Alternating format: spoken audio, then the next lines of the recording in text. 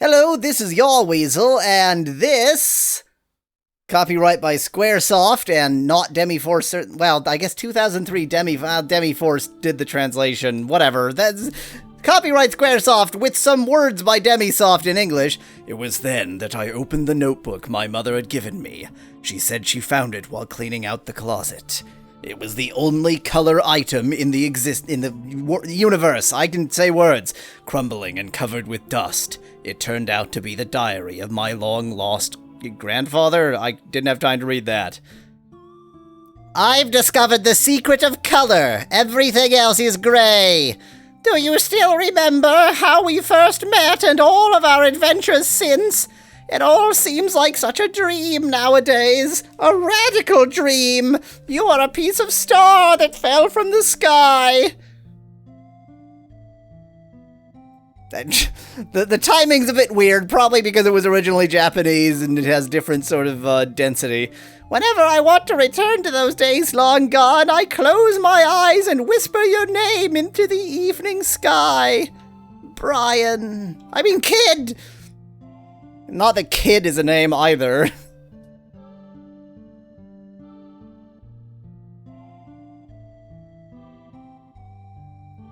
And then the rest of the universe faded away, leaving only the book.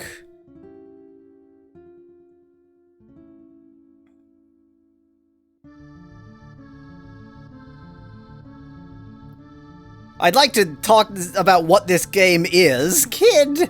Hey, Kid! I guess we just went back in time, so I should actually put this in a voice that I want to do. Are you ready, Kid? I know you're anxious, but stay on your toes. Yeah, likewise, mate. Mess up and I'm leaving you behind. I'll show up again in Chrono Cross. Kid is female, but this is the voice I'm giving her. Deal with it.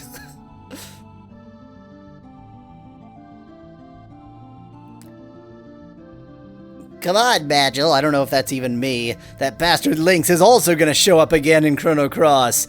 So are you. Wait, does he? Say your prayers, not that it'll do any good. Oh, that was still Kid. Not that it'll do you any good. Didn't really make it clear who was talking there. So Magil we've seen, but not under that name. This is Radical Dreamers, Le Trésor Interdit. I don't... Radical Dreamers is so weird. So Radical Dreamers is a visual novel. That is the genre of game. Visual novels are largely known for being sort of a transport mechanism for pornography and or a transport mechanism for stories written by men who emotionally peaked around age 15, and largely that is what they are, but also, when they're not that, visual novels are the continuation of sort of text adventure games, which were one of the first styles of games for computers, for like full computers rather than arcades, and visual novels add to text adventures basically a screen, graphics.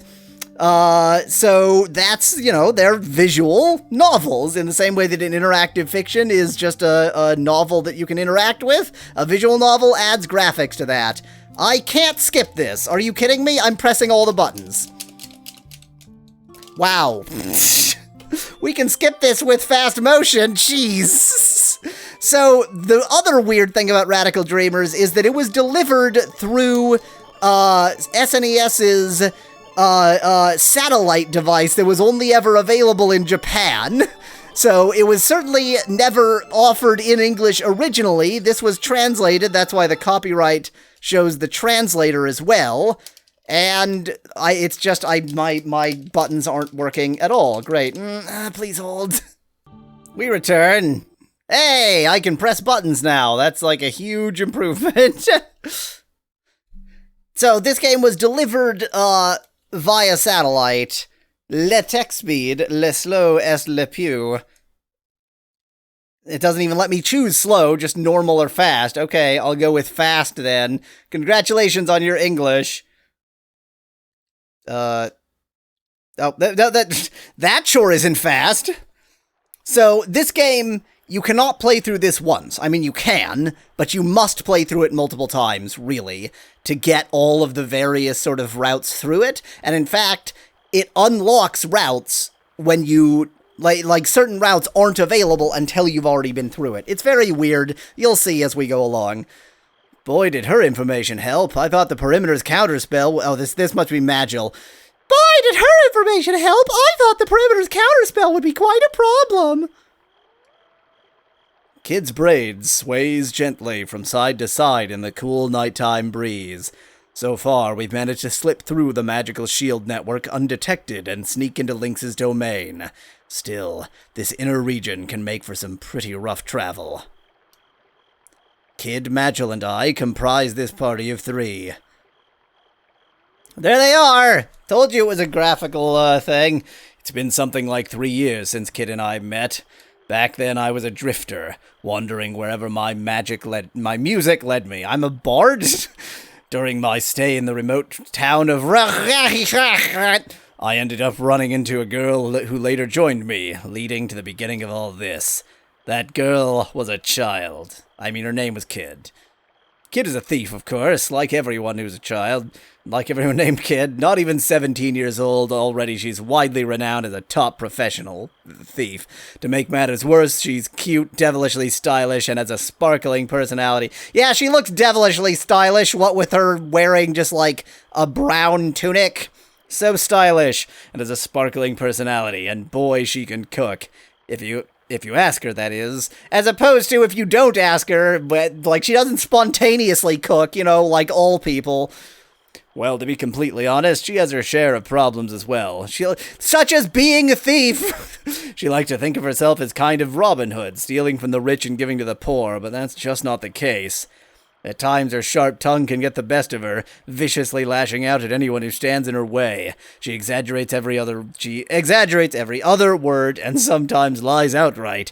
And as for listening to other people, well, forget it. When it comes to money, well, I've never met anyone greedier in my life. Her relentless pursuit of wealth is ironic, considering she's a nomad like me. I don't know. Maybe I'm being too hard on her. She has her good points, too. She can really... You just said she had her good... You were talking about her good... Whatever. She can really shine sometimes when she wants to.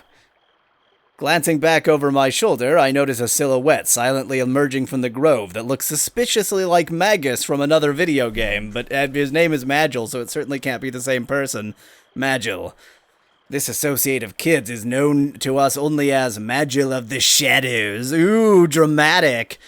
I know next to nothing about him, except for the fact that he somehow knew Kid before I came into the picture. A high-class magician of some sort. He looks to be about 30. He usually keeps to himself, though. The top half of his face is covered with a mask at all times. I've never even seen what he really looks like. At times, it seems though I'm hanging around with... Why? No! Okay, just give me a second. I'll get to what I was just complaining about. At times, it seems as though I'm hanging around someone from another world. Hyphen... This isn't even ASCII. You could have used any symbol you wanted to. Like, I don't know, a frickin' dash. Instead, it's hyphen. It's just graphics in the ROM. It could have been anything. Traveling with this pack is definitely an interesting experience. Kid's quiet about her past, too. But it's like I knew her entire life story compared to how little I know about Magil. From time to time, I find myself wondering if he's Magus, wondering if he's Janus, wondering where he came from, and so on. I'd ask Kid, but I get the impression she knows as little about him as I do. You might be wondering, how did I end up in a place like this? How did I end up where I am now? Well, there's a lot of reasons, I suppose, and I'm going to spend 6 more pages of text describing them.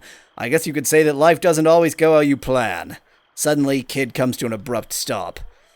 What was her voice? See, someone wants to say hello. Out of a nearby thicket, 2 shimmering eyes catch my attention. Whatever it is, it's staring at me silently. After a few moments, a few more pairs of eyes appear. They seem to be surveying the area. A deep feline growl breaks the uncomfortable silence, almost like a lynx, and I realize we're being hunted by a pack of feral cats. A few of these figures slowly... like just house cats. Just feral means domesticated, but now wild. So literally feral cats means it's house cats hunting us. I think you'll be okay, guy. You'll manage. I look behind me, only see that they've already encircled us. Few more slowly creep in, now totaling about 10. Chills run down my spine. In a daze, I clumsily unsheath my knife, grasping it tightly as I bite my lip. Kid stands ready with an air of composure. Careful, mate. These buggers are probably rabid. The growling increases, now a constant rumble all around us. Their yellow eyes shimmer like jack-o'-lanterns while saliva drips from their snarling jaws. The middle one's stomach gurgles as its eyes widen, fixed directly on me. Looks like we ain't getting out of this one without a fight. What do we do? And it is indeed interactive. What would be the stupidest thing to do? Oh! Do it quickly is the thing. Come on, let's go. Kid suddenly dives into the pack, delivering an awesome kick to one of the beasts. Didn't realize I was on a timer there. A painful howl fills the air, adding to the already heated commotion. The cat crouches, readying itself for a pounce. With its claws extended, it suddenly leaps towards me. I instantly dive out of the way. The razor-sharp claws miss my chest, yet still manage to tear a painful scratch into my side. I die. Damn it! Gritting my teeth, I regain my focus. And I'm just gonna let go of the controller again and just see what happens if I do nothing. I'll bet I can die really early in this game. Hearing growling behind me, I turn around to realize there's another one at my heels. My muscles clench as the animal tears into my shin. Damn it! I struggle to compose myself and stand firm. However, the growls continue to increase, petrifying me. Quit stalling. Oh, my name is Serge, apparently. Quit stalling, Serge. Kid's voice returns my focus. What now? Nothing! Nothing! No focus! I refuse to do anything! I just want to die as early as possible in this game! Out of the forest, a ferocious cat charges at me. I narrowly slip by. Whew. However, as I look down, I see another snarling at me right at my feet. In a panic, I scramble to ready my knife. Quickly! Nah, I don't like quickly. You can't tell me to fast, game. I'll be as slow as I damn well please. The cat crouches, readying itself for a pounce. With its claws extended, it suddenly leaps towards me. I instantly dive out of the way. The razor-sharp claws miss my chest, yet still manage to tear a painful scratch into my side. Am I in a loop? Oh, it just put me in a loop. I think it put me in a loop. Dang it, I was really hoping it would let you just die stupidly. Magic time! As I try to remember to spell, a cat suddenly leaps directly at my head, its huge jaws wide open. No! I raise my arm to guard my face. Pain sears into my arm. Struggling and tangling with the creature, I manage to pry it off and keep it at a distance. Serge, behind you! I turn around to see that I'm now face to face with a pair of those ravenous yellow eyes. Attack them! There's no time to attack. I duck as the cat lunges and snaps at me. I smell the body odor of the cat's breath, the bloody odor of the cat's breath as it passes overhead. Just as I think it's past me, I feel its claws dig into my back. Scrambling out of the way, I manage to shove my knife upwards, planting it deep within the animal's belly. The sound of death canned heard as the cat falls to the ground before me, barely moving. Almost delirious, I lose balance and fall to my knees. Rolling over, I manage to shake off the confusion before any of the other cats can get closer to me. I take a deep breath and try to tighten my grip on my knife, now slippery with sweat. Then out of nowhere, Kid flashes across my field of vision, landing a direct hit onto the cat beside me.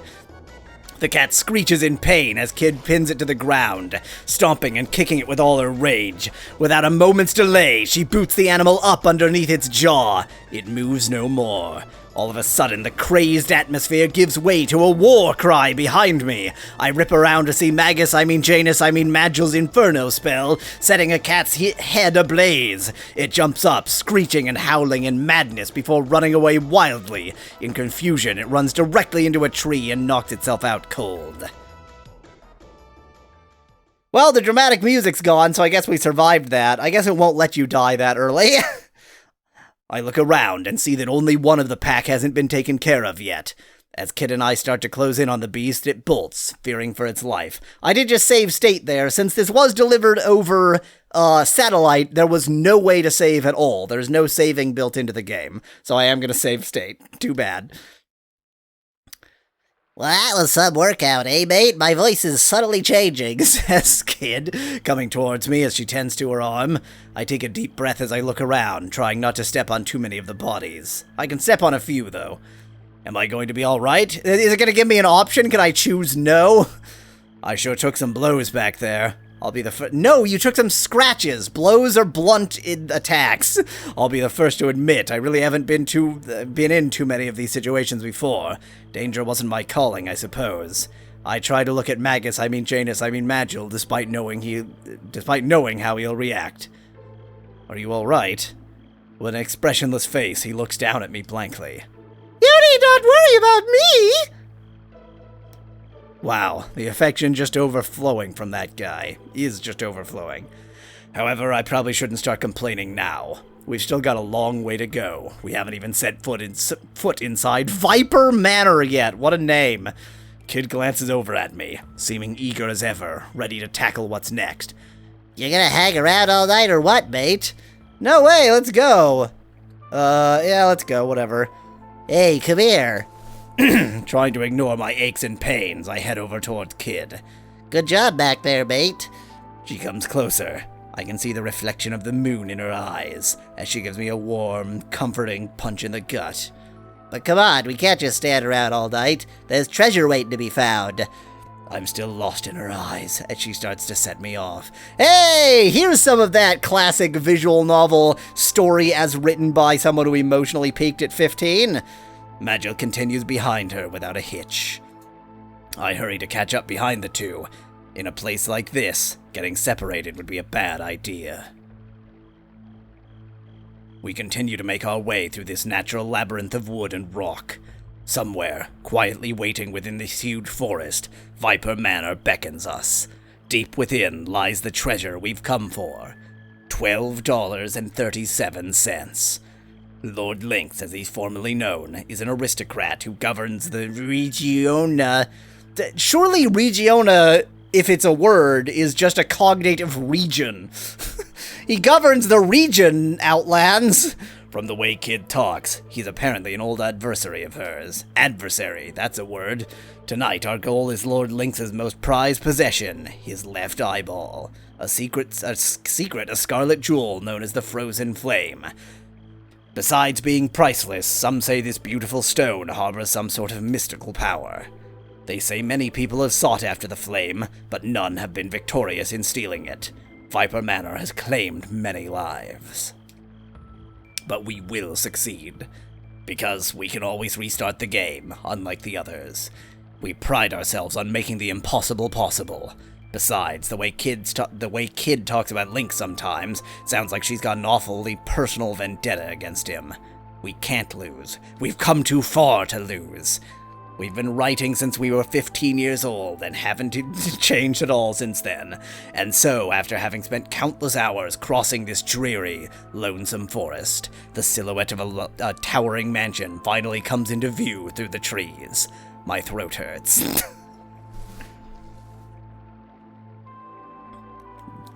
Dim SNES graphics. Woo! We made it! Kid shouts. Your days are numbered, Legs! We quickly make our move, quietly dashing out from behind a thicket. Once at the mansion wall, we creep stealthily along the perimeter, searching for an entry point. I'm trying not to go Solid Snake. After a short while, we come up on a terrace near a garden which looks relatively inviting. It doesn't look like there are any guards on patrol. Still, the mansion gives off a strange sort of morbid feeling. It's quiet as death. Magil gazes up at the towering fortress. We can enter the west wing from here! There's no need to look elsewhere! Okay, let's go, Kid says, jumping over the terrace handrail. Halt! Shouts Magil from behind, staring at Kid. Our goal is the frozen flame, not vengeance on Lord Lynx. Remember this, Kid! Aye, no prob, she says, glancing over her shoulder. Hey, I've taken your voice. Ain't gonna be nothing to it, like taking candy from a baby. We'll be out of here before that slimy rat knows what hit him. Yeah, you low-down good-for-nothing bastard, I'll make you pay. There she goes again. Come on, I'm getting tired of waiting around, she yells before bolting into the mansion. Magil shakes his head in silence as I chase after Kid, already deep inside, if you know what I mean. The darkness engulfs me. Dramatic.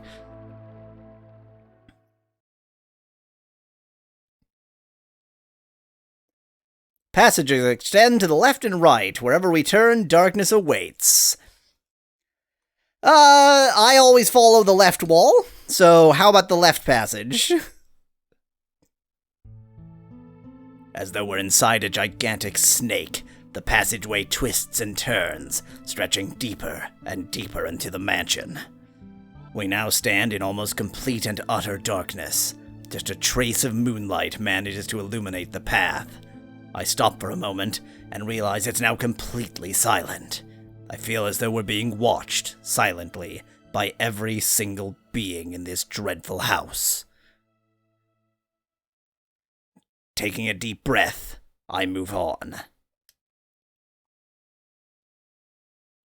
Do you still read the messages? Asks Elin in chat. I'm not so engrossed with the story that I'm not looking at the chat. It's just that nobody's chatting because they're engrossed with my amazing voice acting. And I set my foot down slyly. With the stealth of a cat, yet so valiantly composed, Kid follows behind in stride. Drifting in and out of the shadows, the macabre figure of Magil looks out from behind. The Weaver of Fate has surely by now taken notice of us, cradling us carefully in her arms. We just invent gods to survive, basically. Story over? Hello? After a while, the path splits into 3 directions. To the left is a descending staircase, while the path on the right extends into darkness. Another passageway lies ahead. How do I have 4 options? Oh, I can head back. Okay. Well, you know me. I'm gonna go left. Follow the left wall. Take the stairs. As I start to slowly descend the stairs in the dim light, I stretch my hands out in front of me to try and feel for something. However, all I'm greeted with is the moist feeling of these grimy stone walls. We've descended the staircase. To the left lies a huge stone archway, and to the right we can see a narrow path twisting into the darkness. We can go right, we can go through the archway, or we can head back up the stairs. Well, you know me, follow the left wall. Peeping in from the arched entryway, Kid looks astonished. Wow, look at this. I heard about these things. They're called atriums. What? Wow, it's an atrium. I've heard about that kind of advanced technology. Wow, nice atrium. A large fountain sits in the center of this beautiful room. Looking across the way, another archway similar to this one leads off into the darkness. Whoa, cold, Kid exclaims, taking her hand out of the water. Coming to her side, I kneel down and peer into the pond. Leaning over the beautiful marble edge, I too feel the chilly water, and then instantly die. From deep beneath the surface, a number of fish start to swim toward us. These buggers look expensive. I can't see the bottom of the pond. I wonder how deep it is. The fish are a little restless, splashing here and there. Suddenly, Kid tugs at my arm, jerking my hand out of the water. Before I can ask why, one of the fish leaps out, snapping at me. We scramble to our feet and take a few steps back from the fountain. Many other fish soon follow, jumping out of the water, snapping at us. A few land outside the pond. I kick one of them into a corner. Watching it violently squirm around, it appears to be a piranha. More and more of them emerge from the apparently bottomless depth. Having gotten a fresh scent of game, the piranhas start to splash around more viciously now, getting water everywhere. I wonder how many of these things could be in there. It looks like there are more and more of them emerging every second. Suddenly, a dark red liquid starts to erupt from the fountain. Kid leaps back at me. I'm shocked as well, because it's my own blood. Staring dumbfoundedly at the erupting fountain, the gushing red liquid shoots higher and higher. The water level in the pond rapidly rises, taking on a disgusting red hue. Before long, the water level has started to overflow onto the floor. A bead of sweat rolls down my brow as I realize that the room is about to fill with water. We might be able to make it to a safe distance before the piranhas reach us. Quick, what do we do? Make a run for the exit, head back. Make a run for the far exit. Quick, the exit over there. With the water now up to my calves, I find I can't move very fast at all. The dyed water, now sticky like blood, splashes violently as I make for the opposite end of the room. Below me, I can feel the sharp stab of those tiny razor-sharp teeth digging into my legs. Wincing in pain, I turn around. Quick, what do I do? Keep running! Don't go back! Come on, we gotta get out of here now! Setting my sights on the far exit, I start frantically splashing water through the murky water. With the water level now risen above my calves, I find I can't move very fast. The room has taken on a nasty smell, too, An awful mixture of blood, fish, and salt water. Oh, it's salt water. Ugh. Ah! 2 fish. Okay, time to retire that voice. My throat hurts. 2 fish have simultaneously bitten into my left thigh and right ankle. Hacking away at the 2, I rid myself of their visceral grasp and continue to make a run for it. However, it's still a ways to the exit. What do I do? Far too late to turn around now. Damn it, it's hopeless. Setting my sights on the far exit, I start frantically splashing through the murky water. With the water level now risen up above my calves, I find I can't... Well, this is the same. From behind me, Magil's arrows of light dart into the water, disintegrating the lightning-fast fish. Oh no! Just now I slip on a fish, sending me splashing into the water. The next moment, from all around me, I start to feel sharp, stabbing pains as a dozen fish swarm at me, and then a dozen more, and then... Ah! Oops, I died.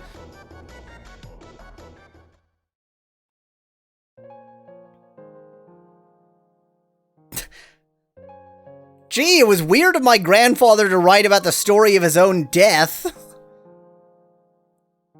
And so I died. That is an odd thing to write in a book. Yeah, it's pretty weird.